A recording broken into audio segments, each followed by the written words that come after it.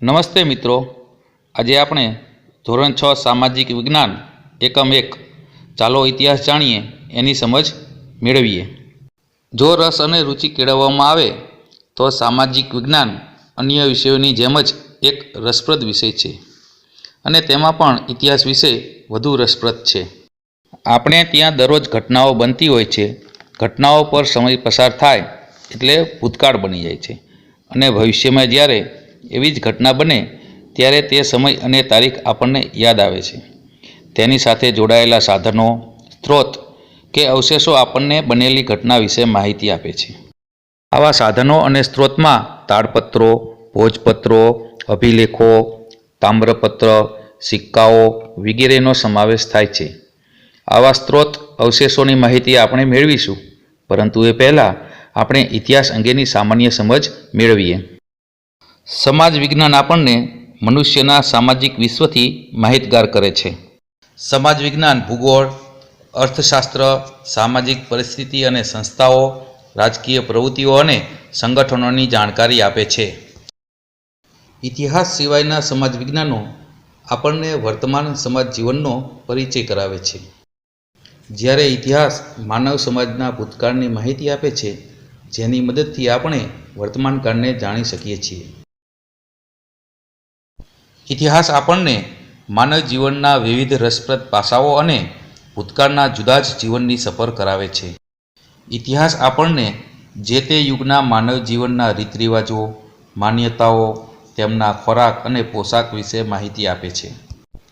ભૂતકાળના સમાજ જીવનનું અધ્યયન કરવાથી ઇતિહાસ માત્ર ભૂતકાળની જ બાબતો સાથે સંકળાયેલ નથી, પરંતુ તે વર્તમાનની વ્યવસ્થા સાથે કડીરૂપ છે, તેમજ માનવ જીવનમાં આવેલા પરિવર્તનોથી માહિતગાર કરે છે। ટૂંકમાં કહીએ તો ભૂતકાળમાં બનેલી ઘટનાઓને આધારે આપણે આપણા વર્તમાનને સુખી અને સમૃદ્ધ બનાવવા તેમજ માનવ સમાજને વિકસાવવામાં ઇતિહાસ અગત્યનો ભાગ ભજવે છે।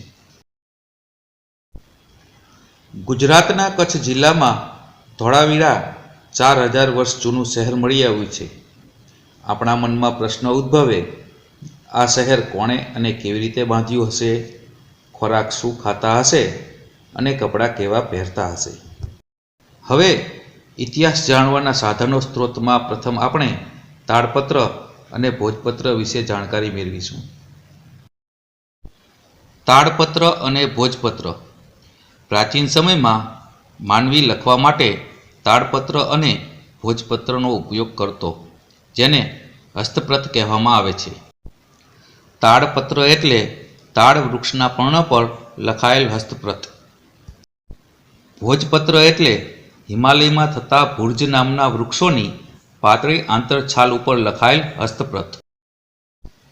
તાડપત્ર અને ભોજપત્ર આપણને જે તે સમયની ભાષા, ધાર્મિક રીત રિવાજો, સામાજિક માન્યતાઓ, લોકો અને રાજાની જીવનશૈલી, વિજ્ઞાન, શિક્ષણ, દવાઓ, પ્રાણીઓ, કવિતાઓ, નાટકો, મહાકાવ્યો વગેરે વિશે માહિતી આપે છે। આવી હસ્તપ્રતો મંદિરો અને મઠોમાં સચવાયેલી છે, જે સંસ્કૃત, પ્રાકૃત અને તમિલ ભાષામાં લખાયેલી મળી આવેલ છે, તેમજ પોથી સ્વરૂપે સચવાયેલી છે। આ ઉપરાંત મોટા પ્રમાણમાં પાંડુલિપિ તેમજ અન્ય ભાષામાં આવા લેખો મળી આવ્યા છે। આવા લેખો જંતુઓના કારણે નાશ પામ્યા છે। હવે આપણે અભિલેખ વિશે જાણકારી મેળવીએ। ધાતુ કે પથ્થર પર કોતરેલા કે લખેલા લેખને અભિલેખ કહેવાય। શિલાલેખ શિલાઓ કે પથ્થરો પર કોતરેલા કે લખેલા લેખને શિલાલેખ કહેવાય। રાજાઓ પોતાના આદેશો શિલા ઉપર કોતરાવી પ્રજા સાથે સંવાદ કરતા, તેમજ રાજાઓ અને રાણીઓ તેમના રાજ્ય, વિજય, ધર્મ અને સંસ્કૃતિની માહિતી કોતરાવતા। આવા લેખો પર લખવામાં આવતા લખાણો લાંબા સમય સુધી ટકી રહે છે। ગુજરાતમાં જૂનાગઢ જિલ્લામાં આવો જ એક અશોકનો શિલાલેખ આવેલો છે। તામ્રપત્ર તાંબાના પતરા ઉપર કોતરીને લખવામાં આવતું લખાણ એટલે તામ્રપત્ર। રાજાઓ પોતાના નામ, વહીવટતંત્ર, દાન, ધર્મ, વગેરેની માહિતી તામ્રપત્ર ઉપર કોતરાવતા હતા. આવા તામ્રપત્ર ગુજરાતમાં મળી આવેલ છે. આવા તામ્રપત્રો Hemchandracharya library, LD institute of Indology, ભોજે અધ્યયન અને સંશોધન વિદ્યાભવન, શ્રી મહાવીર જૈન આરાધના કેન્દ્રમાં સચવાયેલા છે. આવા અભિલેખો જે જગ્યા પર સાચવવામાં આવે છે તેને અભિલેખાગાર કહેવામાં આવે છે. વર્તમાન સમયમાં આવા સરકારી અભિલેખાગારો મોજૂદ છે. દિલ્હીમાં આવું જ એક રાષ્ટ્રીય અભિલેખાગાર આવેલું છે. સિક્કા. સિક્કા ઇતિહાસ જાણવાના અગત્યના સાધનો છે. સિક્કા આપણને જે તે સમયના રાજાનું નામ, તેના ધર્મ, સંસ્કૃતિ તેમજ જે તે રાજ્યની સામાજિક, ધાર્મિક, આર્થિક અને રાજકીય માહિતી આપે છે. ભારતમાં ઈસવીસન પૂર્વે 5મી સદીના પંચમાર્ક સિક્કા મળી આવ્યા છે, જે સૌથી જૂના છે. પંચમાર્ક સિક્કા ધાતુના ટુકડાઓને છાપ ઉપસાવવા બીબામાં મૂકી દબાણ આપી બનાવાતા સિક્કા. આ સિવાય ભારતમાં ગ્રીક રાજાઓ, મૌર્યકાળ અને ગુપ્ત યુગના અનેક સોના ચાંદીના તેમજ તાંબાના સિક્કા મળી આવ્યા છે. ઉપરોક્ત સ્ત્રોત સિવાય આપણે મૂર્તિ, ચિત્રો, મુદ્રાઓ, હથિયારો, ઓજારો, આભૂષણો, રમકડા, જૂના મંદિરો, મહેલો, ટપાલ ટિકિટો, પુરાણી ઇમારતો, ખંડેરો, વાવ અને તળાવ દ્વારા આપણે ઇતિહાસ જાણી શકીએ છીએ. આ ઉપરાંત આપણે ઇતિહાસના અભ્યાસીઓ જેવા કે પુરાતત્વશાસ્ત્રીઓ, ઇતિહાસકારો, પ્રવાસીઓ દ્વારા પણ આપણને ઇતિહાસ વિશે જાણકારી મળે છે. સૌ પ્રથમ આપણે પુરાતત્વશાસ્ત્રીઓ વિશે સમજ મેળવીએ. ઇતિહાસ એટલે માનવ સમાજનો ભૂતકાળ. તેને જાણવા આપણને પુરાતત્વશાસ્ત્રીઓ, જેને અંગ્રેજીમાં આર્કિયોલોજિસ્ટ કહેવાય છે, તેઓ પ્રાચીન સ્થળ પર ઉત્ખનન કરી મકાનો, સિક્કા, ઈંટો, પથ્થરો, ઓજારો, ખોરાકના નમૂના, મનુષ્ય અને પ્રાણીઓના હાડકાં વગેરે શોધીને તેનો અભ્યાસ કરી તે સમયના માનવોની સંસ્કૃતિથી આપણને અવગત કરાવે છે. પ્રવાસીઓ દ્વારા પણ આપણે ઇતિહાસ જાણી શકીએ છીએ. પ્રાચીન કાળથી મનુષ્ય પ્રવાસ કરતો આવ્યો છે. ઘણા પ્રવાસીઓ બીજા દેશમાં જઈ ત્યાંના જીવનની નોંધ કરતા હતા. આવા પ્રવાસીઓના વર્ણન પરથી જે તે દેશના ઇતિહાસ અને સંસ્કૃતિની જાણકારી મળે છે. ભારતની મુલાકાતે આવેલા પ્રવાસીઓમાં ફાહિયાન, યુએન સ્વાંગ, પ્લિની, મેગેથનીસનો સમાવેશ થાય છે. આવા પ્રવાસીઓએ લખેલી પ્રવાસ ડાયરી પરથી પણ આપણે ઇતિહાસ જાણી શકીએ છીએ. પુરાતત્વશાસ્ત્રીઓ, પ્રવાસીઓની જેમ જ આપણે ઇતિહાસકારો પાસેથી પણ ભૂતકાળ વિશે માહિતી મેળવી શકીએ છીએ. ઇતિહાસકારો ભૂતકાળનું અધ્યયન કરનારા મહત્ત્વના વિદ્વાનો છે. તેઓ મળી આવેલા સાધનોનું વર્ગીકરણ કરી સંશોધન કરે છે. હસ્તપ્રતો, દસ્તાવેજો, અભિલેખોમાંથી માહિતી એકત્રિત કરે છે અને યોગ્ય રીતે તેનું આલેખન કરે છે. આમ ઇતિહાસકારો ભૂતકાળને આપણી સમક્ષ જીવંત કરે છે.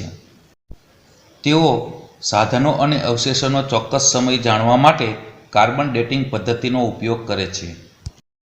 હવે આપણે આપણા દેશની ભૂમિનું નામ ભારત કઈ રીતે પડ્યું તેના વિશે જાણકારી મેળવીએ. આપણે આપણા દેશને બે નામથી ઓળખીએ છીએ, ઇન્ડિયા અને ભારત. ઇન્ડિયા શબ્દ ઇન્ડસ પરથી ઉતરી આવેલો છે, જેને સંસ્કૃત ભાષામાં સિંધુ કહેવાય છે.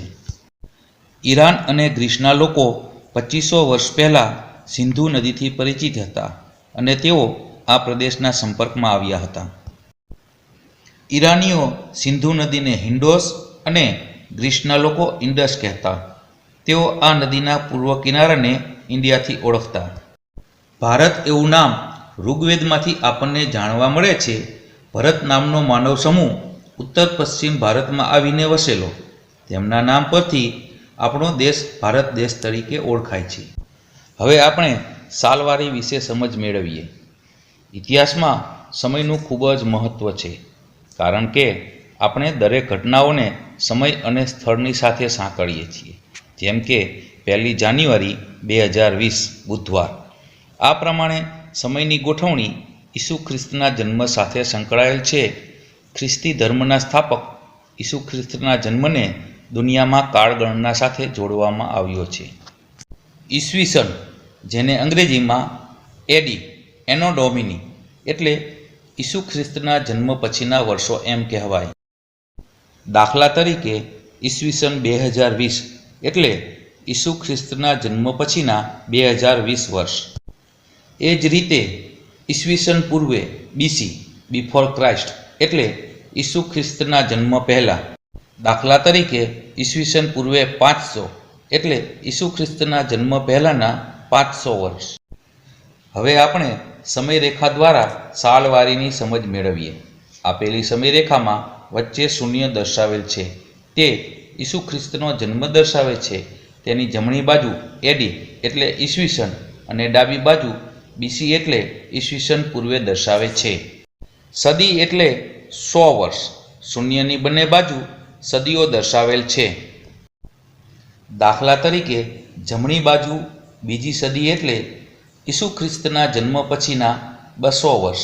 તેવી જ રીતે ડાબી બાજુ ત્રીજી સદી એટલે ઈસુ ખ્રિસ્તના જન્મ પહેલાંના 300 વર્ષ. ઘણીવાર સાલવારીને એડીને બદલે સીઈ કોમન એરા સામાન્ય કે સાધારણ યુગ, બીસીને બદલે બીસીઈ બિફોર કોમન એરા સામાન્ય કે સાધારણ યુગ પૂર્વે એ રીતે લખવામાં આવે છે. ઘણીવાર બીપી એટલે બિફોર પ્રેઝન્ટ શબ્દનો પણ ઉપયોગ થાય છે. ખ્રિસ્તી ધર્મ વિશ્વના મોટા ભાગના રાષ્ટ્રો સાથે સંકળાયેલો હોવાથી અનેક રાષ્ટ્રોની જેમ આપણે પણ ભારતમાં આ સાલવારીનો પ્રયોગ કરીએ છીએ. ભારતના પ્રાચીન ઇતિહાસની વાત કરીએ તો આ અંગ્રેજી સાલવારી પહેલાં પણ આપણા દેશમાં કાળગણના થતી હતી. શક સંવત અને વિક્રમ સંવત. આજે પણ હિન્દુ ધર્મના મોટાભાગના તહેવારો ભારતીય કાળગણના મુજબ આપણે ઉજવીએ છીએ. શક સંવત આપણું રાષ્ટ્રીય કેલેન્ડર છે, જેની શરૂઆત ચૈત્ર માસથી થાય છે, જ્યારે વિક્રમ સંવતની શરૂઆત કારતક માસથી થાય છે.